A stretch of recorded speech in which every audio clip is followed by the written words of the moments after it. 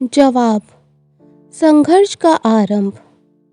लखनऊ की तंग गलियों में एक पुरानी हवेली थी जिसमें रश्मि, कुसुम, कुणाल और उनकी माँ रहती थीं। उनके पिता सरकारी दफ्तर में क्लर्क थे, जिनकी मृत्यु ने परिवार को गरीबी के कगार पर ला दिया था।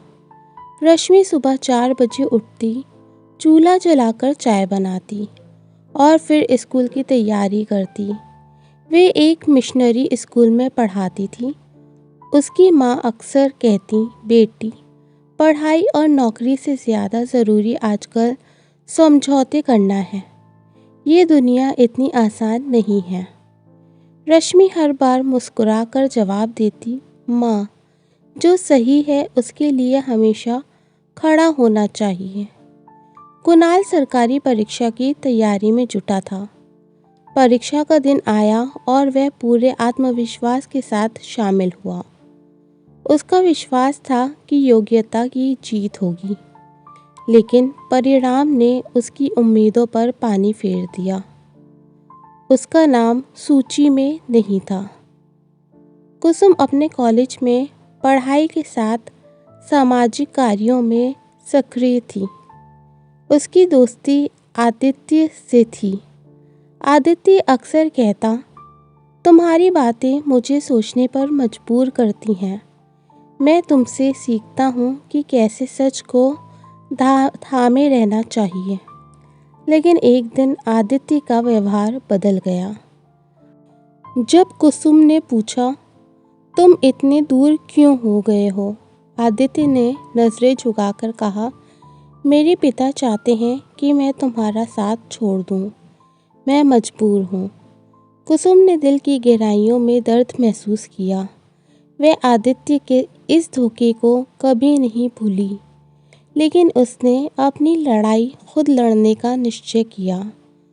कुणाल को प्रमोद मिश्रा नामक अधिकारी ने मिलने बुलाया।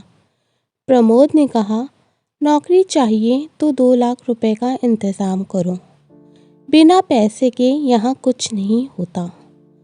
कुणाल ने उसकी बात को ठुकरा दिया, लेकिन प्रमोद ने उसके खिलाफ झूठी रिपोर्ट बना दी, जिसमें लिखा था कि कुणाल ने परीक्षा में गड़बड़ी की थी। कुणाल को जेल में डाल दिया गया। वहाँ वह टूट गया, लेकिन हार नहीं मानी। उसने कसम खाई, सच और न्याय के लिए मैं लड़ूंगा, चाहे इस रास्ते में जान भी क्यों ना चली जाए। कविता एक युवा पत्रकार थी। उसकी कलम से निकला हर शब्द आग की तरह फैलता था। जब उसने कुणाल की कहानी सुनी तो उसने सोचा, ये कहानी सिर्फ कुणाल की नहीं, हर उस व्यक्ति की है जिसे व्यवस्था ने कुचलने की कोशिश की है। कविता ने एक रिपोर्ट तैयार की। उसने प्रमोद के काले कारनामों का पर्दाफाश किया, लेकिन उसके संपादक ने खबर को रोक दिया। कविता, ऐसी खबरें छापने से हमारा अखबार बंद हो जाएगा। कविता ने ठान लिया कि वह स्वतंत्र रूप से सच्चाई को सामने लाएगी। रश्मि को जब स्कूल से निकाला गया तो उसके खिलाफ ये अफवाह फैलाई गई कि वह बच्चों को गलत तरीके से पढ़ाती थी। उसने शिक्षा विभाग में शिकायत की, लेकिन उसकी बात सुनी नहीं गई। एक दिन वह खुद शिक्षा अधिकारी के पास पहुंची और कहा, आपने मुझे बिना कारण नौकरी से निकाला है। मैं लड़ाई करूंगी और सच को सामने लाऊंगी। कुसुम ने लॉ की पढ़ाई ख़त्म की और अदालत में एक बड़ा केस लड़ा, जिसमें प्रमोद मिश्रा को बेनकाब किया गया। अदालत में उसने तर्क दिया, न्याय वही है जो सभी के लिए समान हो। अगर मेरे भाई को इंसाफ नहीं मिला तो हर गरीब का सपना टूट जाएगा। आपने मुझे बिना कारण नौकरी से निकाला है। मैं लड़ाई करूंगी और सच को सामने लाऊंगी।